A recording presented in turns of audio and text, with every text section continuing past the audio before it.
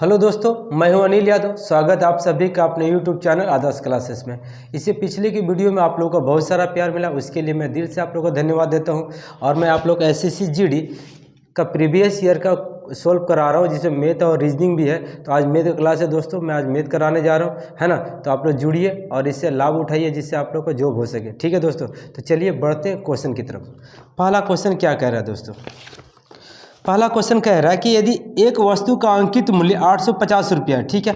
अंकित मूल्य कितना है दोस्तों? 850 रुपया इसका अंकित मूल्य है। ओके, अब अगर इस पर 30% छूट दिया, 30% छूट देने के बावजूद भी इसको 15% की हानि होती है, तो क्रय मूल्य कितना है? तो देखिए 30% का छूट हुआ, तो छूट जो हम लोग 100 से घटा के लिखिएगा तो क्या हो जाएगा? अगर 100 में 30 घटा देंगे तो कितना आएगा? 70 आएगा। तो 70/100 लिखिएगा, और उसके बावजूद उसको 15% की हानि हुई, तो क्रय मूल्य पूछ रहा है। इस क्रय मूल्य पूछ रहा है, इसीलिए 100 ऊपर रखिएगा और हानि को नीचे लिख दीजिएगा। तो 15% हानि हुआ, तो 100 में से 15 घटा देंगे तो कितना आ जाएगा? 85 आ जाएगा दोस्तों। अब काटेंगे तो मेरा क्रय मूल्य निकल जाएगा। देखिए 100 से 100 कट गया, 85 से काटेंगे 10 बार में कटेगा, गुना करेंगे कितना आ गया? 700 रुपये मेरा क्या आ गया? क्रय मूल्य आ गया दोस्तों। ये मेरा आंसर है। ठीक है, चलिए अब बढ़ते हैं अगले सवाल की तरफ। अगला सवाल क्या कह रहा है कि किसी वस्तु को एक तय मूल्य पर बेचा गया, इसे उस मूल्य के 4/5वें हिस्से पर बेचने से 16% की हानि हुई, तो मूल मूल्य पर अर्जित प्रारंभिक लाभ क्या होगा? ये क्वेश्चन है दोस्तों। देखिए अब 4/5 भाग पर बेचा, तो इसको क्या हुआ? 16% की हानि हुई। तो हानि जो है 100 से घटा के लिखिएगा, तो 100 से 16% घटा देंगे तो कितना आ जाएगा? 84% आ जाएगा। मतलब 4/5 भाग बराबर कितना? 84 है। इसलिए एक भाग बराबर कितना होगा? तो 84। 5 जो है ऊपर चला जाएगा, और 5 ऊपर चला जाएगा, और 4 जो है नीचे आ जाएगा। काटेंगे 4 दूनी के 8, 4 एकम 4, गुना करेंगे 5 एकम 5, 5 दूनी के 10, 105% आ जाएगा दोस्तों। और जब 105% आया तो 100 से जितना ऊपर रहेगा वो मेरा लाभ होगा, 100 से नीचे रहेगा तो मेरा हानि होगा। तो 100 से कितना ऊपर है? 5 ऊपर है, तो इसलिए मेरा 5% का क्या होगा दोस्तों? लाभ होगा। ठीक है, तो चलिए बढ़ते अब अगले सवाल की तरफ। अगला क्वेश्चन क्या कह रहा है कि ए, बी और सी अकेले एक काम को 10 दिन में 10, 12, 10 और 15 दिन में पूरा कर सकते हैं। ठीक है दोस्तों, देखिए ए है, बी है और सी है। ए जो है 12 दिन में, बी जो है 10 दिन में, और सी जो है 15 दिन में इस काम को पूरा कर सकते हैं। ठीक है, इन्होंने क्या किया? 3 दिन तक साथ में काम किया, 3 दिन साथ में काम किया, और बी सी ने काम छोड़ दिया। तो शेष काम को ए को करने में कितना समय लगेगा? ये क्वेश्चन पूछा है। तो देखिए 3 दिन तक तीनों ने काम किया ना, तो 3 दिन तक तीनों का काम करा देंगे। ठीक है, तो कैसे? 1/12 लिखिएगा। ए का 1 दिन का काम कितना है? 1/12, प्लस बी का 1 दिन का काम कितना है? 1/10, और सी का 1 दिन का काम कितना है? 1/15। ठीक है, इसका आप लॉसअप ले लेंगे तो कितना आ जाएगा? 60, 12 पचे 60, 10 छके 60, 15 चौके 60, जोड़ेंगे तो कितना आ जाएगा? 15/60 भाग। ठीक है, 6 4 10 5 15। ठीक है, ये जो है कितना दिन का काम है? 1 दिन का काम है, लेकिन तीनों ने मिलकर कितना दिन काम किया? 3 दिन काम किया, इसीलिए 3 से गुना कर दीजिएगा तो 3 दिन का काम निकल जाएगा। 15 चौके 60, मतलब 3/4 भाग ये लोग काम जो है कर दिया 3 दिन में। तो शेष कितना बचा दोस्तों? शेष कितना बचा? तो शेष कितना बचेगा तो कैसे निकालिएगा? ये नीचे 4 है ना, 4 में से ऊपर जो 3 है वो घटा दीजिएगा। तो 4 में से 3 घटेगा, कितना आएगा? 1 आएगा, 1 लिखिएगा। नीचे 4 है, वो 4 का 4 ही रहने दीजिएगा। तो शेष कितना बच गया? 1/4 भाग। ठीक है, अब 1/4 भाग बचा, इसी को कौन पूरा करेगा? ए पूरा करेगा। क्यों? क्योंकि 3 दिन के बाद बी या सी ने काम छोड़ दिया, तो जो ए बचा वही तो काम पूरा करेगा। ए जो है एक काम कितने दिन में करता है? 12 दिन में करता है। तो बचा हुआ काम कितना है? 1/4। 1/4 भाग को करने में ए को कितना समय लगेगा? काट देंगे, 4 × 12, कितना आएगा? 3 दिन में। ठीक है दोस्तों, कितना दिन लगेगा? 3 दिन लगेगा ए को शेष काम करने में। चलिए अब बढ़ते हैं अगले सवाल की तरफ।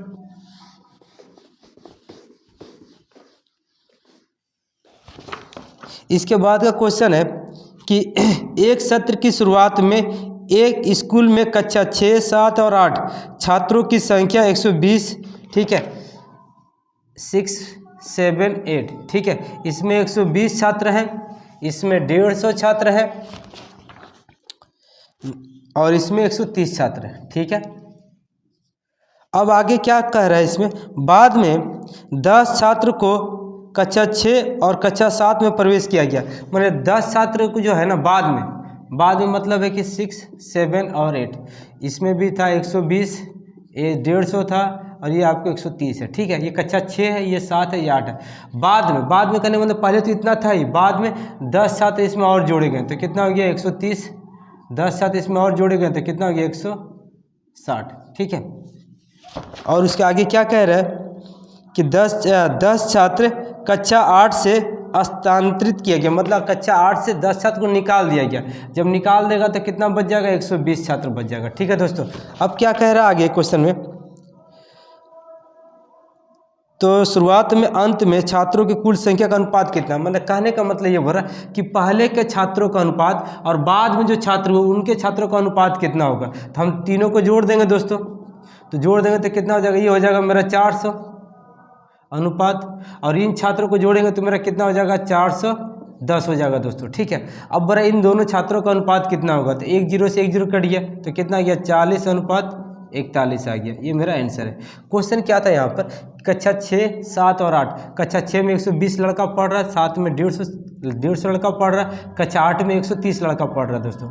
अब बोल रहा आगे चल के कि कक्षा 6 में 10 लड़का और बढ़ गया तो कितना हो गया 130, इसमें जो थे इसमें भी 10 बढ़ गए तो 160 हो गया, इसमें 10 लड़के निकाल दिए गए तो कितना हो गया 120 हो गया।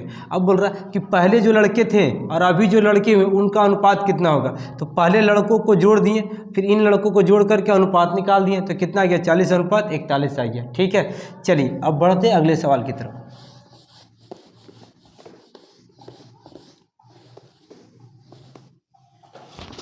इसके बाद का क्वेश्चन है दोस्तों कि एक मशीन का प्रतिवर्ष 10% मूल्य ह्रास होता है।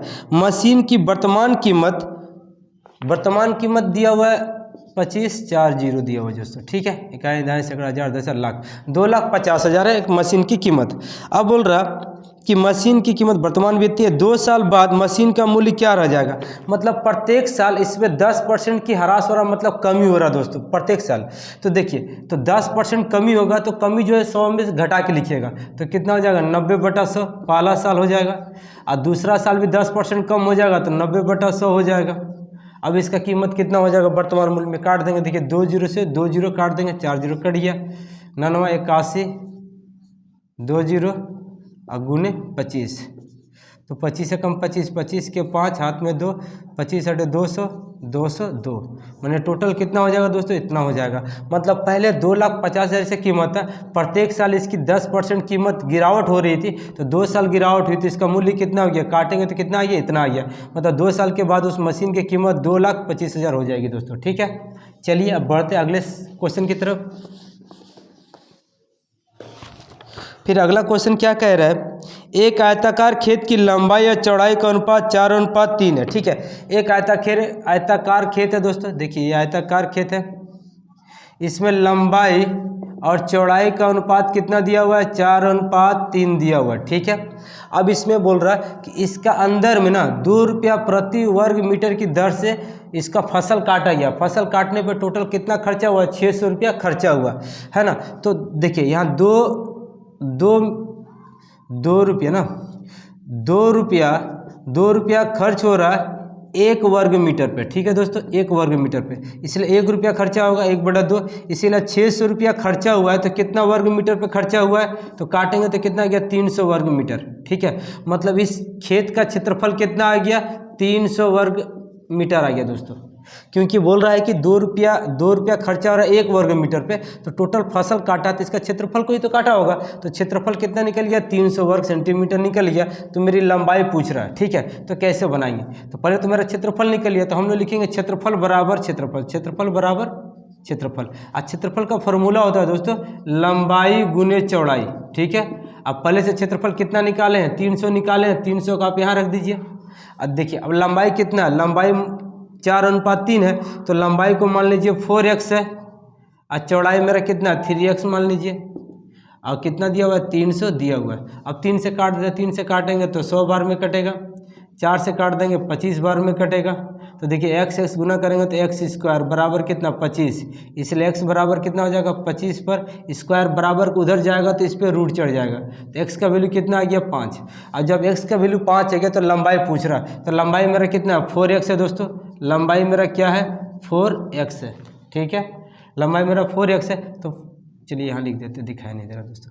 तो लंबाई मेरा कितना है 4x है, तो 4, लंबाई का x का वैल्यू कितना निकाले 5 निकाले, तो 5 से गुना कर देंगे, 5 चौके 20, तो लंबाई मेरी कितना हो जाएगा 20 हो जाएगा दोस्तों।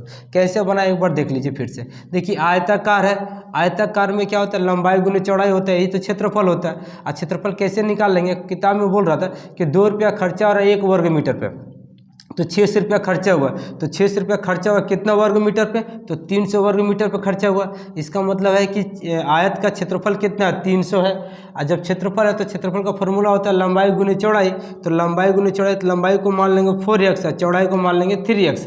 तो जब गुना करेंगे तो क्षेत्रफल बराबर क्षेत्रफल होगा, और जब हम लोग काटेंगे तो मेरा x का वैल्यू कितना निकल गया 5 निकल गया। जब x का वैल्यू 5 निकल गया तो लंबाई मेरा कितना 4x है, तो x का वैल्यू बैठा देंगे तो आराम से लंबाई निकल जाएगा 20। ठीक है दोस्तों, चलिए बढ़ते अगले सवाल की तरफ।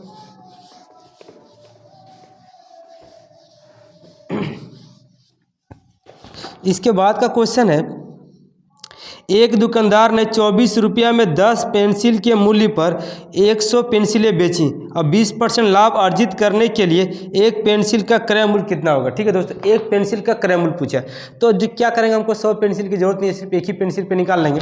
अब यहाँ पर बोला है कि 24 रुपया में 10 पेंसिल बेचा है, तो 20% का लाभ हुआ है। तो इसका मतलब है कि 10 पेंसिल का दाम है 24 रुपया, तो एक पेंसिल का दाम कितना होगा, काटेंगे तो कितना आ गया 2.4 आ जाएगा, 10 है तो एक अंक बाद दशमलव हो जाएगा, मतलब एक पेंसिल का दाम कितना है 2 रुपया 40 पैसा है।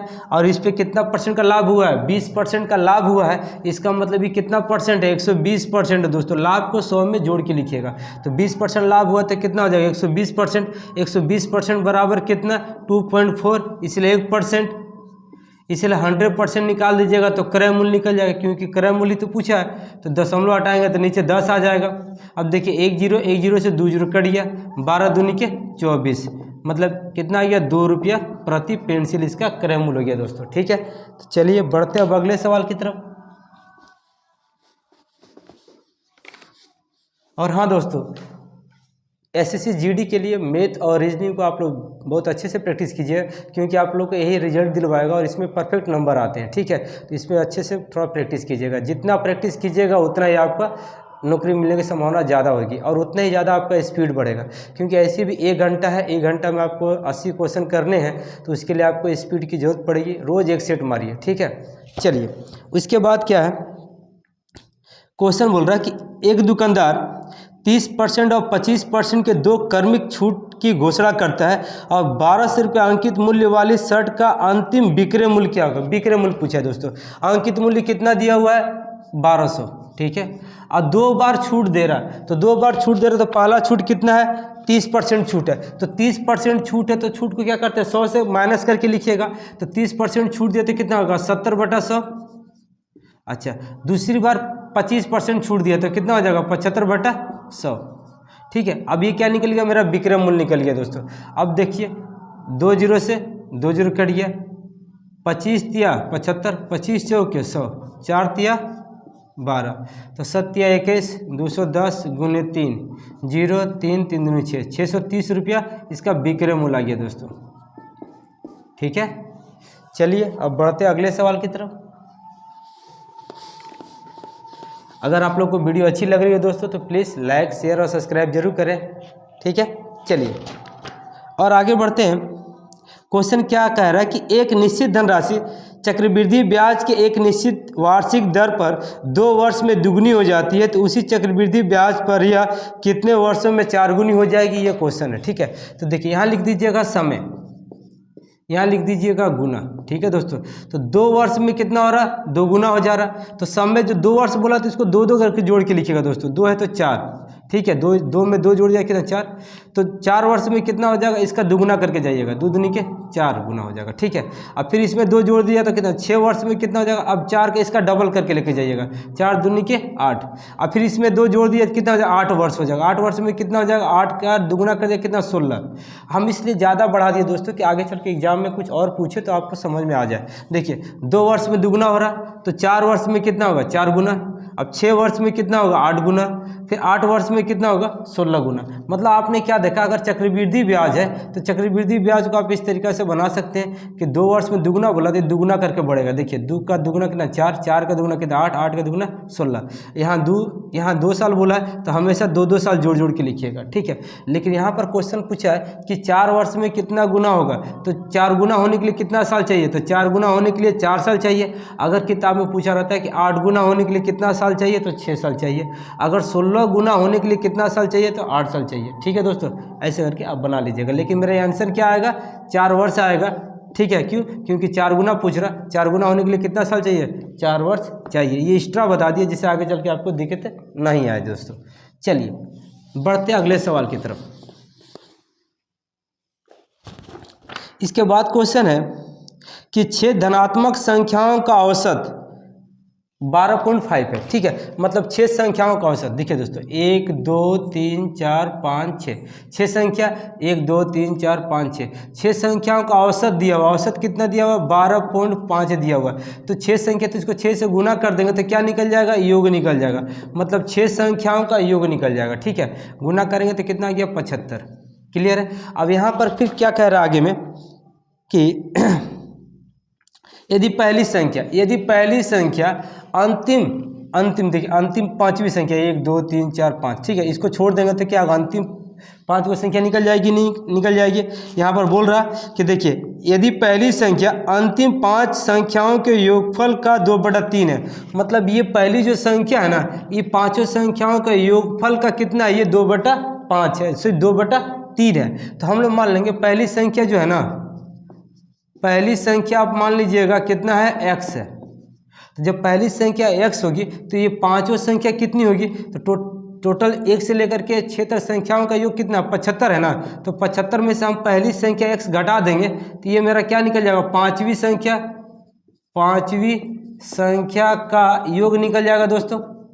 क्योंकि 75 जो था वो 6 संख्या का योग था, उसमें से पहली संख्या हम घटा दिए हैं तो 5 संख्या का योग निकल जाएगा, ये है ना। तो ये जो निकला क्या, 5 संख्या का योग निकल गया।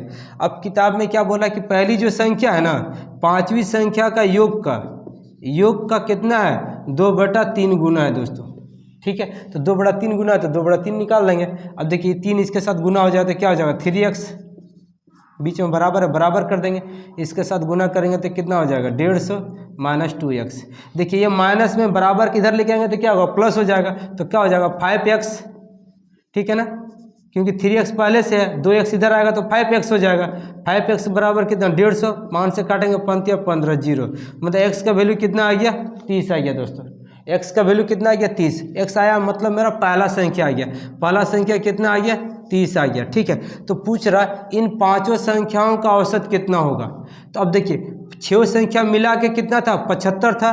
6 संख्या मिला के 75 था। अब पहली संख्या कितना निकालनी है, 30 निकालनी है। और जब 30 घटा देंगे तो मेरा 5 संख्या निकल जाएगा। 5 संख्या का योग निकल जाएगा कितना, 45।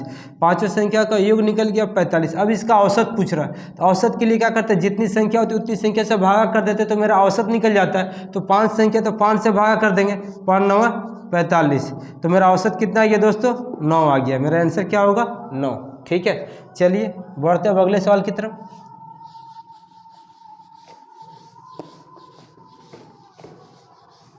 चलिए इसके बाद का क्वेश्चन क्या कह रहा है,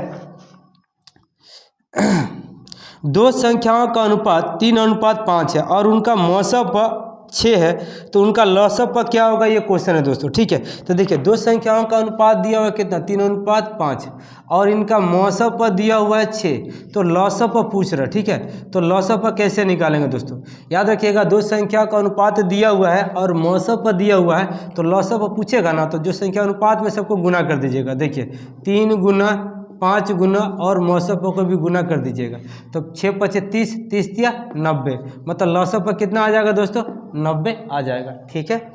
चलिए बढ़ते हैं अगले सवाल की तरफ।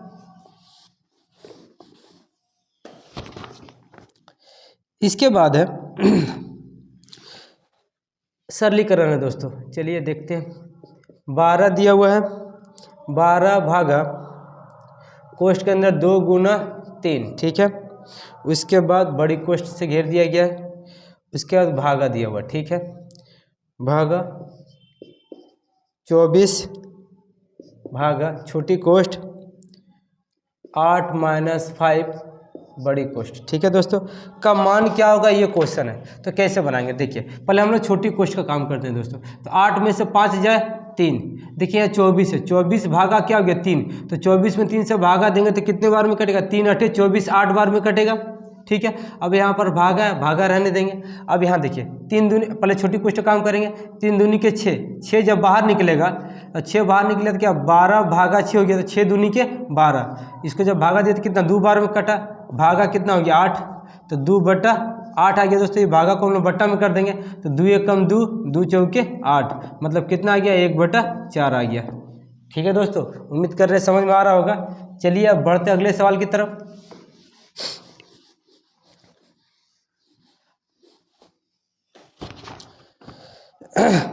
बहुत जल्दी दोस्तों मैं आप लोग के लिए एसएससी जीडी में जो भी आपको हिंदी में आती है ना, हिंदी में, तो हिंदी का भी क्वेश्चन को मैं बहुत जल्द ही वीडियो लेके आऊँगा। जैसे उसमें आपको मैं बता दूं प्रत्येक सेट में जैसे 2 विलोम शब्द आ रहे हैं, ठीक है, 2 विलोम शब्द आ रहे हैं, 2 सार्थक शब्द आ रहे हैं, 2 जो है अनेकों के लिए एक शब्द आ रहे हैं। ठीक है, इस टाइप से 3-4 क्वेश्चन जो भी आ रहे हैं, तो मैं क्या करूँगा जितने भी सेट है ना, सभी सेट में से 2-2 को जितने प्रीवियस ईयर के पूछे गए विलोम शब्द हैं या मुहावरा है, सभी को मैं एक जगह कर करके मैं उसका वीडियो बना दूंगा, जिससे आप एक बार वीडियो देख लेंगे तो आपका ये पूरा किताब क्लियर हो जाएगा। ठीक है, तो मैं बहुत जल्दी उसको मैं वीडियो बना के भेजने वाला हूँ, 2 से 3 दिन के अंदर मैं हिंदी का भी वीडियो डाल दूँगा। ठीक है, चलिए आगे बढ़ते हैं दोस्तों, जिससे आपका जितना हो सके आपका फ़ायदा हो, और आपका फ़ायदा होगा दोस्तों तो मुझे ये बहुत अच्छा लगेगा। चलो मेरी मेहनत से आप लोग का जॉब लग जाएगा तो और क्या चाहिए, है ना।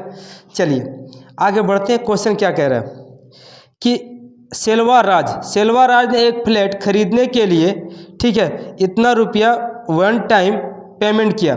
फ्लैट की चाबी मिलने से पहले उसे पूर्ण भुगतान करने के लिए 5% भुगतान करना था। ठीक है दोस्तों, देखिए इसको अगर पूरा फ्लैट की चाबी लेने के लिए 5% इसको भुगतान करना और बाकी था, इसका मतलब पहले कितना दिया था। कोई भी चीज़ अपने आप में कितनी होती है 100% होती है, तो 5% देना बाकी था, इसका मतलब है कि 95% ऑलरेडी वो दे चुका है। ठीक है, तो 95% ऑलरेडी वो दे चुका है, और रुपया में कितना दिया है, तो रुपया में आपको दिया है वो 38 और कितना जीरो है 5 जीरो है, 1 2 3 4 5। ठीक है, देखिए 5% देना बाकी है, इसका मतलब पहले से वो 95% दे दिया है और इतना रुपया दे दिया, इसका मतलब 95% बराबर कितना, इतना है, इसलिए 1%। इसीलिए क्वेश्चन पूछ रहा है कि उसको कितना देना बाकी है, तो 5% देना बाकी है, तो 5% बराबर कितना रुपया होगा वो निकाल लेंगे। अब काटेंगे, 5 के पड़ा में काटेंगे तो 19 बार में कटेगा, 19 से काटेंगे 19 दूनी के 38, मतलब आपको 2 लाख रुपया देना बाकी है दोस्तों। ठीक है, कितना 51 दाएँ सैकड़ा 1000 10 लाख 2 लाख रुपये उसको देना और बाकी है। आपका आंसर होगा सी। ठीक है, चलिए अब अगले सवाल की तरफ बढ़ते हैं। अगला क्वेश्चन क्या कह रहा है दोस्तों, एक व्यक्ति 12 घंटे में एक पूरी यात्रा करता है। ठीक है, एक व्यक्ति जो है 12 घंटे में पूरी यात्रा करता है, वह इस यात्रा का आधा भाग 21 किलोमीटर प्रति घंटे की चाल से और दूसरा आधा भाग 24 किलोमीटर प्रति घंटे की चाल से तय करता है। तो यात्रा की कुल दूरी कितनी थी, ये क्वेश्चन है। ठीक है, आधा दूरी, तो इसको हम औसत चाल निकालेंगे दोस्तों। ठीक है, और औसत चाल निकालेंगे, औसत चाल का फॉर्मूला क्या होता है, 2ab a + b होता है।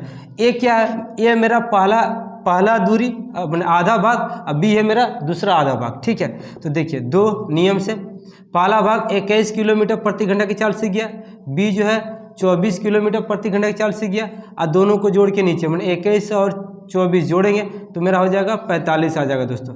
ये मेरा क्या औसत चाल का मतलब 1 घंटा में इतना दूरी जा रहा है, और टोटल कितना घंटा गया है, 12 घंटा गया है। वो किताब में लिखा है, देखिए टोटल वो एक व्यक्ति 12 घंटे में एक यात्रा पूरी करता है, 12 घंटे में। तो ये जो आया क्या, औसत चाल का मतलब 1 घंटा में इतना दूरी जा रहा है, तो 12 घंटा में कितना जाएगा, 12 से गुना कर देंगे। तो आज जब गुना कर देंगे ना, इसको काट देंगे 3 से, 3 7 21, 3 एकम 3, 3 5 15, 3 5 15, 3 8 24। अब देखिए 2 को 7 को 8 को 12 को गुना करके 5 से भागा देंगे तो मेरा आंसर आ जाएगा आपको 268.8 किलोमीटर, ये आपको दूरी हो जाएगा दोस्तों। ठीक है, 2 को 7 को और 8 को 12 को गुना कीजिएगा और 5 से भागा कर दीजिएगा तो कितना आंसर आ जाएगा, इतना आ जाएगा। ठीक है, चलिए अब बढ़ते अगले सवाल की तरफ।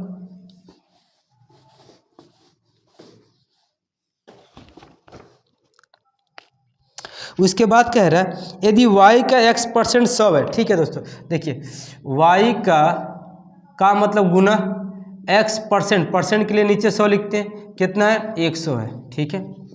आगे फिर क्या लिख रहा है, बोल रहा है कि z का y% 400 है। देखिए z का माने गुना, z का y% कितना है 400 है, तो 400 लिख दिए, ठीक है। तो x और z के बीच का अनुपात कितना होगा, पूछ रहा क्वेश्चन में कि x और z का अनुपात कितना होगा दोस्तों, ठीक है। तो हम पहले x का वैल्यू यहाँ निकालेंगे, यहाँ z का वैल्यू निकालेंगे और उसके बाद अनुपात निकाल लेंगे दोस्तों, ठीक है। तो देखिए x अनुपात बराबर क्या होगा, देखिए इसके साथ इसका गुना हो जाएगा, तो हो जाएगा 10,000 बटा y जो है इसका नीचे आ जाएगा, ठीक है। यहाँ भी z बराबर क्या होगा, ये इसके साथ गुना हो जाएगा, ठीक है, और ये y जो है इसका नीचे आ जाएगा।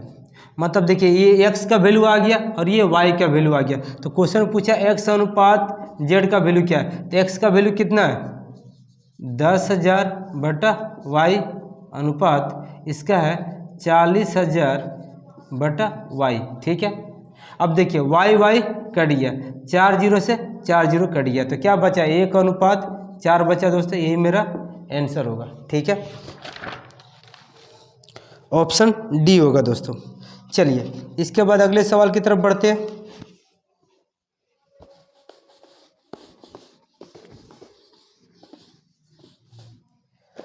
अगला क्वेश्चन क्या कह रहा है, दो धनात्मक संख्याओं का अनुपात 5:8 है।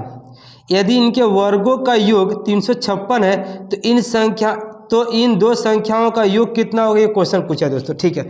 दो संख्याओं का अनुपात कितना है 5:6 है, ठीक है। अब हम संख्या मान लेंगे ये संख्या मेरा कितना है 5x है और ये संख्या मान लेंगे कितना 6x है दोस्तों, ठीक है। अब बोला इनके वर्गों का योग 356 है, तो इसका वर्ग करेंगे, ठीक है। तो 5x है, इसका वर्ग का मतलब क्या था स्क्वायर, प्लस इसके संख्या का भी वर्ग करेंगे, क्योंकि किताब में बोला है कि इन संख्याओं के वर्गों का योग, वर्ग मतलब होता है स्क्वायर, ठीक है। स्क्वायर करने पर जो योग होता है कितना है 356 है दोस्तों, ठीक है। अब देखिए 5 का स्क्वायर करने कितना हो जाएगा 25x स्क्वायर, प्लस 6 का स्क्वायर करेंगे 36x स्क्वायर बराबर 356। अब इन दोनों को जोड़ेंगे तो 6 5 11, 11 के एक हाथ में 1, 3 2 5, यही तो हो रहा ना, सॉरी दोस्तों कहीं लगता है गलती कर रहे क्या, और 5:8 है, 6 नहीं है 8 है, ठीक है। तो ये क्या होगा 8x, तो 8 कितना हो जाएगा 64 हो जाएगा दोस्तों। तो 4 और 5 कितना हो जाएगा 9 और 6 2 8 x स्क्वायर, ठीक है, बराबर कितना 356 x स्क्वायर बराबर क्या होगा 356 बटा 89, नीचे आ जाएगा, काटेंगे कितने बार में कटेगा 4 बार में कटेगा दोस्तों। x बराबर क्या होगा, देखिए स्क्वायर है, स्क्वायर जब इधर जाएगा तो 4 पे होगा, रूट चढ़ जाएगा दोस्तों, और रूट चढ़ जाएगा तो कितना वैल्यू निकल जाएगा 2 निकल जाएगा। x का वैल्यू कितना आ गया 2, जब x का वैल्यू 2 आ गया तो बोला इनके इन संख्याओं का योग कितना होगा। तो देखिए पहला संख्या कितना हो जाएगा, ये 5x है, x का वैल्यू कितना है 2 है, तो 5 दूनी के 10, पहला संख्या कितना है 10, और दूसरा संख्या कितना आएगा, देखिए x का वैल्यू कितना 2 है, तो 8 दूनी के 16, और दोनों को जोड़ देंगे तो कितना हो गया 26। यही तो क्वेश्चन पूछा था कि दोनों संख्याओं का योग कितना होगा, तो x का वैल्यू निकाल लिए 2 और 2 से गुना कर देंगे, 5 दूनी के 10 और 8 दूनी के 16, दोनों को जोड़ देंगे तो 26 मेरा दोनों संख्याओं का योग हो जाएगा दोस्तों। चलिए अब बढ़ते हैं अगले सवाल की तरफ।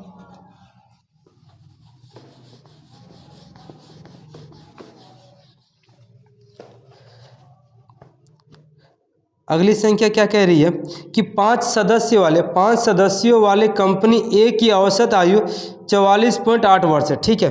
5 सदस्य, तो इसका औसत कितना दिया हुआ है 44.8 है, औसत है, तो इसको 5 से गुना कर देंगे ना दोस्तों, तो क्या निकल जाएगा, इसका योग निकल जाएगा, ठीक है। तो क्या 8 5 40 के 0 हाथ में 4, 5 के 20, 20 4 24, 24 के 4 हाथ में 2, 5 के 20 2 22, ठीक है। तो कितना आ गया 224 आ गया इसका योग। और उसके बाद क्या कह रहा है आगे में कि बी की औसत और 4 सदस्य वाले एक अन्य कंपनी बी की औसत आयु 48 वर्ष है, ठीक है। ये तो ए का है और बी में क्या बोल रहा है, इसमें 4 सदस्य हैं और इसका औसत कितना 48 है, तो 48 से गुना करेंगे तो बी का योग निकल जाएगा, क्योंकि औसत को संख्या से गुना करने से योग निकलता है दोस्तों। 8 चौके 32 के 2 हाथ में 3, 4 को 16, 16 3 19। तो बी में कितना 192 है और ए में कितना है 224 है। अब आगे किताब में कह रहा है कि कंपनी बी की कुल आयु कंपनी ए की कुल आयु से कितने प्रतिशत कम है। मतलब बी जो है ए से कितना कम है। तो देखिए बी जो है 192 है और ए जो है कितना 224 है। तो 224 में से 192 घटा देंगे, देखिए कितना आता है 2, यहाँ 12 12 में से 9 जाए 3 कट गया। मतलब है कि 32 कम है, कौन बी कम है। और किससे कम है तो 224 में से कम है। तो प्रतिशत में पूछ रहा दोस्तों, इसका मतलब 224 में कितना कम है 32 कम है, इसलिए एक में, इसीलिए प्रतिशत के लिए 100 में कितना कम होगा दोस्तों। ठीक है, प्रतिशत पूछे इसलिए प्रतिशत निकालेंगे। 32 7 कट जाएगा तो कितना परसेंट आ गया 100/7। अब तो कटेगा नहीं ये, इसलिए मेरा आंसर क्या हो जाएगा 100/7% की कमी हो जाएगी दोस्तों। ठीक है, चलिए अब इसका अगले सवाल की तरफ बढ़ते हैं।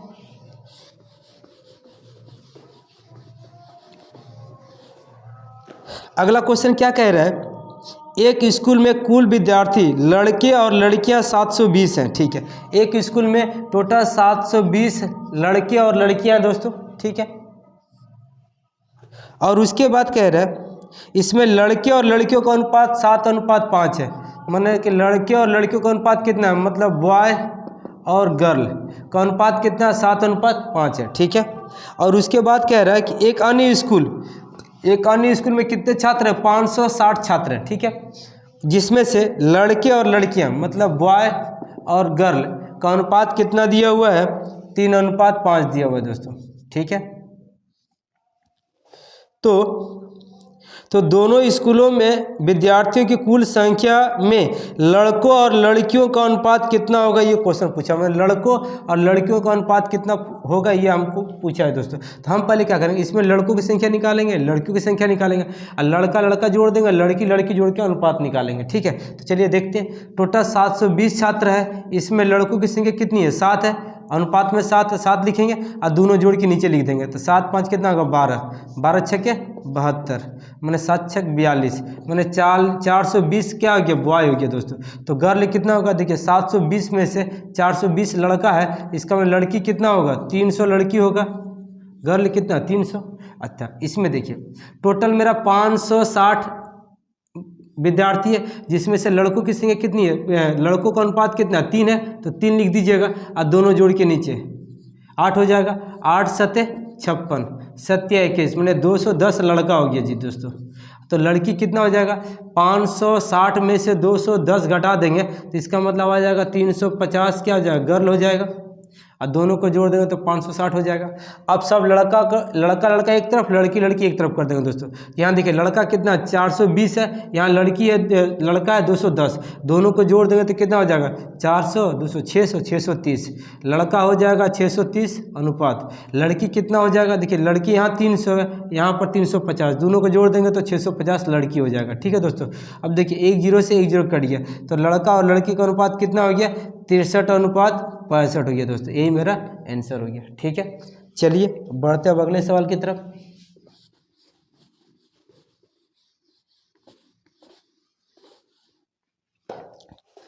फिर क्वेश्चन क्या कह रहा है कि दो संख्याओं का गुणनफल 19,440 है और इनका मौसम पर 18 है, तो ऐसी संख्या युग्म की संभावित संख्या ज्ञात कीजिए। देखिए दोस्तों इसमें युग्म पूछा है, बहुत इंपॉर्टेंट क्वेश्चन है, थोड़ा इसको ध्यान से देखिएगा आप लोग।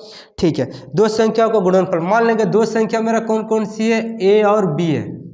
ठीक है, इनका गुणनफल पूछा है, इनका गुणनफल कितना दिया हुआ है जी, गुणनफल मेरा कितना है 19,440, 19,440 है गुणनफल। ठीक है, और इनका मौसम पर कितना दिया 18, तो मौसम को इसके साथ गुना कर देंगे पहले, तो 18a मौसम को इसके साथ गुना करेंगे तो मेरा संख्या निकल जाएगा दोस्तों। याद रखिए क्या निकल जाएगा संख्या, मौसम को संख्या अनुपात से गुना कर देते तो मेरा क्या निकल जाता है संख्या निकल जाता है। तो पहली संख्या कितना गया 18a, अभी होगा 18b, क्योंकि मौसम को दोनों से गुना कर देंगे तो 18a गुना 18b बराबर कितना हो जाएगा 19,440। ठीक है, इसलिए a गुना b बराबर कितना होगा, ठीक है a गुना b बराबर कितना होगा, इसको रहने ही देते हैं। ठीक है, a गुना b बराबर कितना होगा, जितने संख्या है,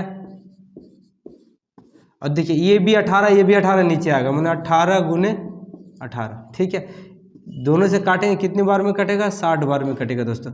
मतलब ए बी बराबर कितना हो गया, 60 हो गया।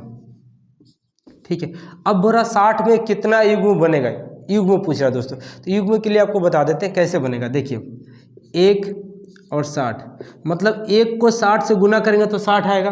ठीक है, फिर दूसरी बात 3 को 20 से गुना करेंगे तो भी 60 आएगा, तो ये युग्म ये भी बनेगा।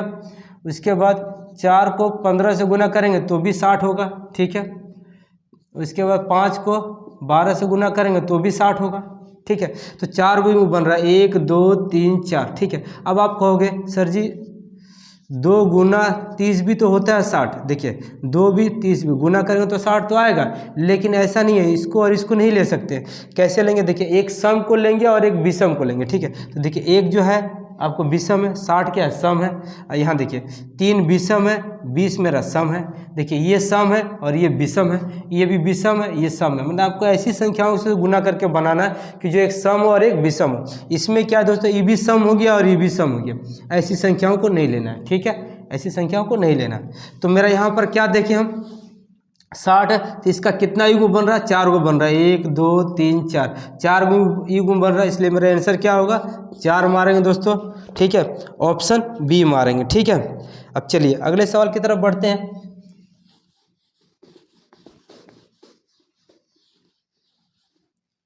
अगला सवाल क्या कह रहा है कि 1 सेंटीमीटर मोटाई, 9 सेंटीमीटर चौड़ाई और 81 सेंटीमीटर लंबाई वाले धातु को एक घनाभाकार प्लेट को पिघला करके एक घन बनाया गया। देखिए पिघला करके बनाया गया मतलब क्या निकला, आयतन निकला दोस्तों। ठीक है, और आयतन बराबर क्या होता है, आयतन बराबर होता है लंबाई गुने चौड़ाई गुने ऊंचाई, या ऊंचाई को ही मोटाई भी बोलते हैं दोस्तों। ठीक है, अब गुना कर देंगे, कितना है 1 गुना 9 गुना 81। ठीक है, तो 9 एकम 9, 9 8 72।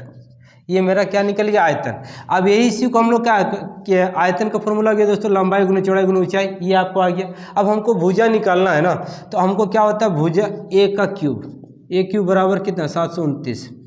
ठीक है, क्योंकि आयतन बराबर भी क्या होता है, ए क्यूब भी होता है। ठीक है, ए क्यूब बराबर कितना 729। अब देखिए ए क्यूब बराबर 729 यानी किसका क्यूब है, तो 9 का क्यूब है। तो देखिए ए का क्यूब इधर 9 का क्यूब, ये क्यूब क्यूब कट गया, तो ए बराबर कितना आ गया 9। हमको ए क्यों निकाले, क्योंकि ए इसलिए निकाले अभी आपको बता रहे, क्योंकि पूछा लास्ट में क्या कि घन के संपूर्ण पृष्ठ का क्षेत्रफल क्या होगा। तो घन, देखिए घन का संपूर्ण पृष्ठ का क्षेत्रफल का फॉर्मूला होता है दोस्तों 6 गुने भुजा स्क्वायर। ठीक है, तो हमको देखिए यहाँ तो हमको चाहिए था ए, इसीलिए हम ए यहाँ से निकाल लिए। ठीक है, ए जब निकाल लिए तो यहाँ बैठा देंगे 6, ए का वैल्यू कितना 9 है, तो 9 गुना 9। ठीक है, 9 81, इसको 6 से गुना करेंगे तो 6 कम 6 और 6 का 48, कितना आ जाएगा 486। मेरा आंसर आ जाएगा दोस्तों। ठीक है, ऑप्शन सी।